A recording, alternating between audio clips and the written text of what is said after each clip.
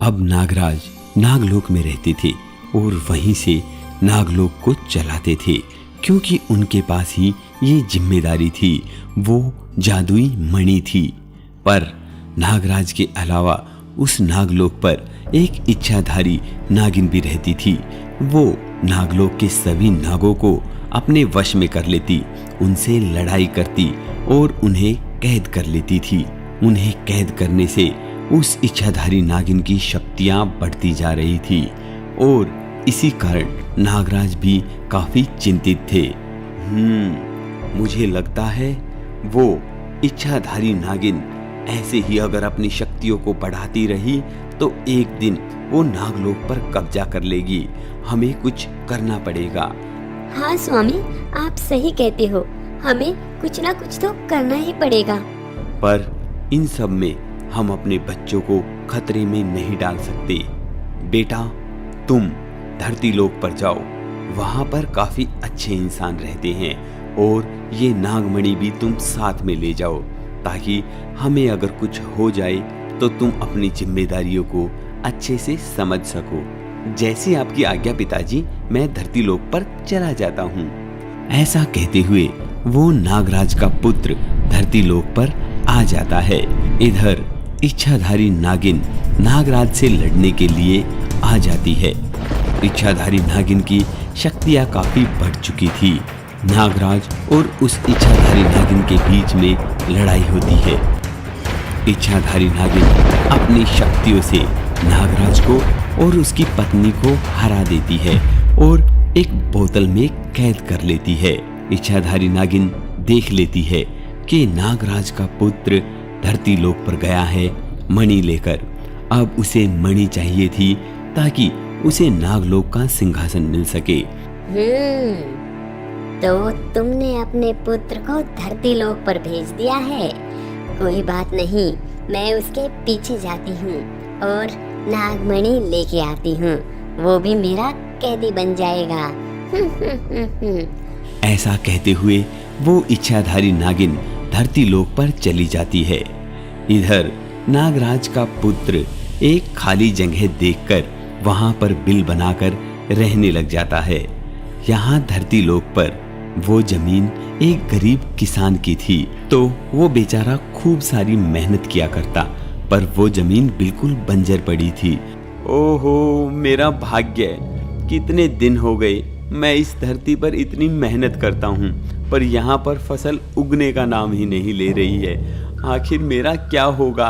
ऐसे तो मैं मर ही जाऊंगा। तभी वो किसान देखता है कि उसके खेत में एक बिल बना हुआ है। ये क्या?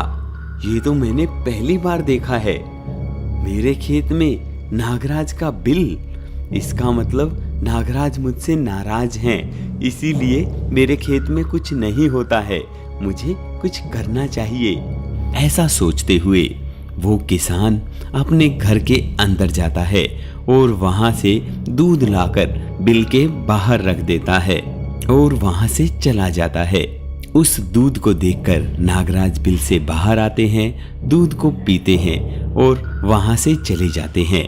किसान अगले दिन जब वहां पर आता है तो वो देखता है कि जिस बर्तन में उसने दूध दिया था वहां पर सोने के सिक्के रखे हुए हैं। नागराज मेरे से खुश हो गए, इसीलिए उन्होंने मुझे ये सिक्के दिए हैं। धन्यवाद नागराज, अब मुझे मरने की जरूरत नहीं है। अब मुझे मरने की जरूरत नहीं है। ऐसा कहते हुए किसान सोने के सिक्कों को उठा लेता है और उस बर्तन में दोबारा से दूध डाल देता है। अब उसका रोजाना का काम था नागराज को दूध पिलाना, और इधर नागराज रोजाना उसे कभी सोने के सिक्के देते तो कभी चांदी के सिक्के देते, तो कभी कभी खाने की वस्तुएं भी दे दिया करते थे। किसान इन सब चीजों से काफी अमीर हो गया था। इधर इच्छाधारी नागिन उस मणि वाले नाग को ढूंढते हुए फिरती रहती है, पर धरती लोक पर आकर इच्छाधारी नागिन की शक्तियां खत्म हो गई थी। इस कारण वो उसे अपनी शक्तियों से नहीं देख सकती थी। पर एक दिन इच्छाधारी नागिन खड़ी होकर सुन रही थी। तभी किसान की पत्नी ने कहा, ए जी सुनते हो, ये नागराज हमें कभी चांदी के सिक्के देते हैं तो कभी सोने के सिक्के देते हैं और कई बार तो सिर्फ खाने की चीजों में ही बहला देते हैं। हमारा तो बहुत नुकसान हो जाता है ना जिस दिन ये हमें खाने की चीजें दे या चांदी के सिक्के दे। ऐसा नहीं हो सकता कि नागराज हमें रोजाना सोने के ही सिक्के दे। इनके पास तो वैसे भी बहुत बड़ा खजाना है ना। अरे भाग्यवान, आज हम जिंदा हैं और जैसे भी बैठे हैं इतने अमीर बन गए हैं तो अपने नागराज की वजह से ही तो है। जितना मिले उसमें सब्र करना चाहिए। ए जी आप भी है ना, फायदे की बात आपके दिमाग में ही नहीं बैठती। अरे कुछ फायदा नुकसान नहीं होता पगली, ये सोच जितना मिला है उतना काफी है।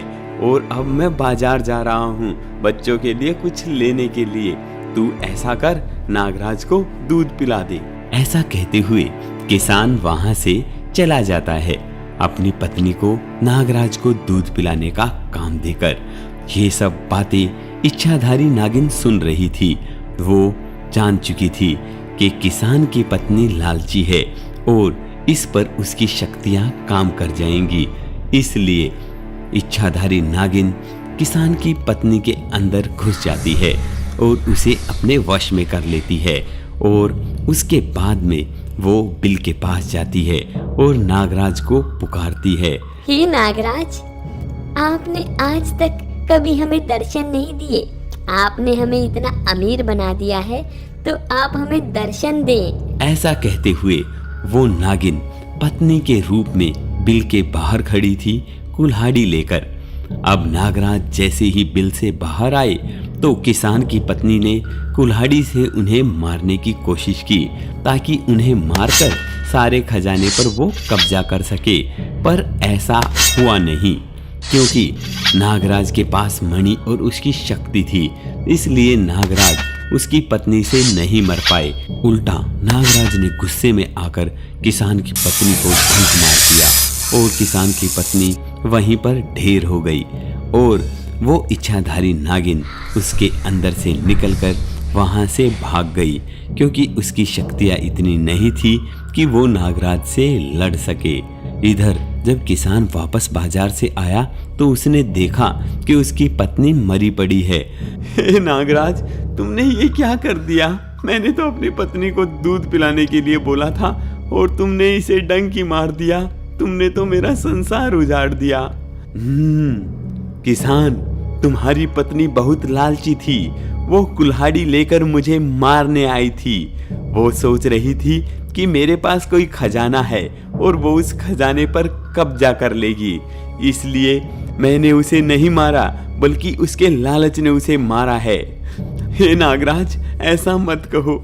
चाहे अपना दिया सब कुछ ले लो पर मुझे मेरी पत्नी वापस कर दो। मैंने तो तुम्हारी इतनी सेवा की है ना। हाँ किसान, तुम ठीक कहते हो। तुमने मेरी बहुत सेवा की है, इसीलिए मैं तुम्हारी पत्नी को वापस जिंदा कर दूंगा। पर अपनी पत्नी को समझाओ कि लालच बुरी बला है। ऐसा कहते हुए नागराज किसान की पत्नी को जिंदा कर देता है और वहां से चला जाता है।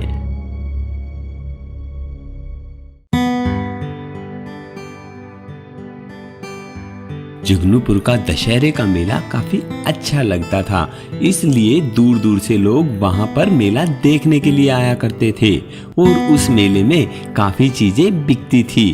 पर इसी तरीके से उस पूरे मेले में सिर्फ मुकेश का ही ढाबा था, इसलिए मुकेश काफी लालची हो गया था।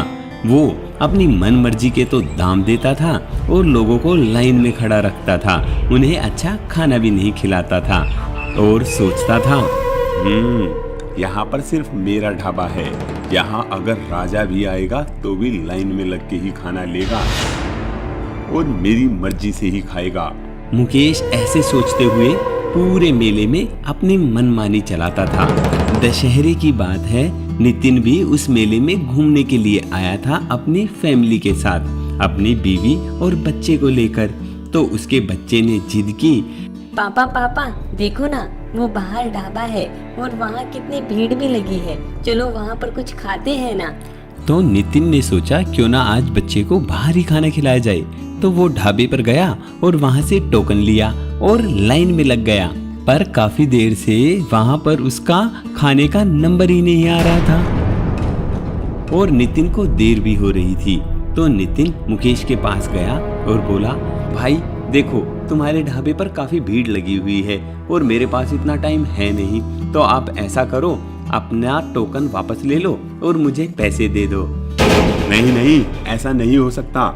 मेरे ढाबे पर जो आएगा उसे खाकर ही जाना पड़ेगा और मैं पैसे वापस नहीं देता।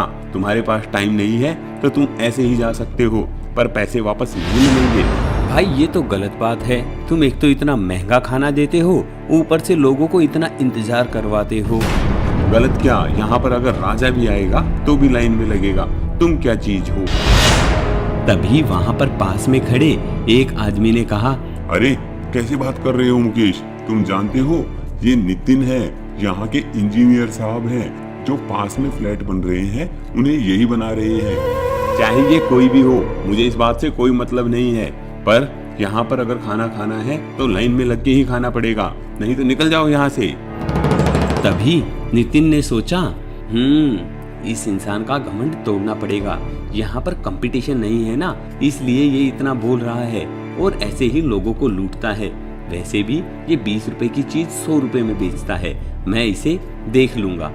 ऐसा सोचते हुए नितिन वहां से निकल गया और थोड़ी देर बाद में वहीं मेले में एक अनाउंस करने वाला आया और बोला, सुनो सुनो सुनो, आपके इस मेले में बहुत अच्छा एक बम रेस्टोरेंट बना है, आप उसमें आइए और अपनी मर्जी से खाइए, कोई ज्यादा दाम देने की भी जरूरत नहीं है तुम्हें, जल्दी आइए।